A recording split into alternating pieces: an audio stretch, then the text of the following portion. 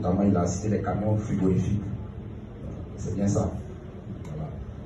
Il faut dire que la stratégie est déjà en place, mais c'est comment respecter cette stratégie, je l'explique.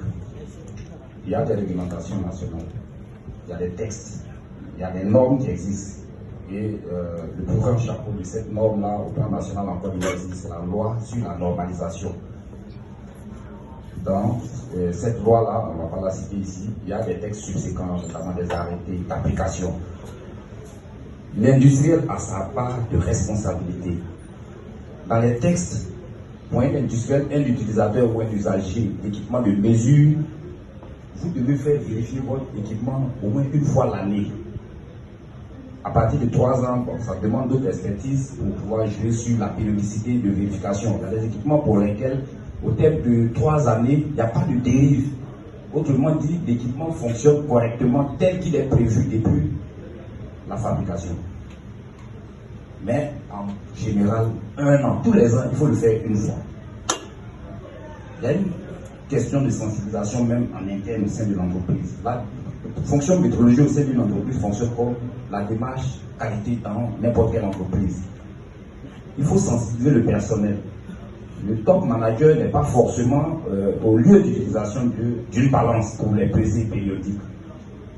L'opérateur qui effectue une fausse manœuvre et la balance connaît peut-être il y a un accident, la balance connaît une détérioration au niveau des pesées. Et l'opérateur qui n'est pas sensibilisé, vous pensez qu'il remontera cette information à sa hiérarchie, pas évident. Et pourtant, après un tel incident, il faut procéder à une nouvelle vérification pour s'assurer que la balance fonctionne correctement, ou du moins les erreurs sont consignées toujours dans la marge d'incertitude. Ça, c'est un premier niveau. Je veux dire qu'il y a la responsabilité même de l'utilisateur. Mais en même temps, en tant que laboratoire privé ou public, en tant qu'usager d'appareils de mesure, nous devons nous conformer à la loi qui nous encourage ou qui recommande à faire vérifier annuellement son équipement de mesure. Mais au-delà de la vérification, il y a l'étalonnage qu'on appelle communément le raccordement de l'appareil de mesure. Il faut procéder à un raccordement pour démontrer que nous sommes rattachés au système international de mesure pour assurer la comparabilité. Pour finir, je voudrais vous dire que ici localement, il y a pas mal d'entreprises qui sollicitent le l'ANEMA pour faire la caractérisation annuelle de leurs camions frigorifiques. On ne va pas citer le nom pour faire la publicité, mais il y en a. Les entreprises ont compris cela.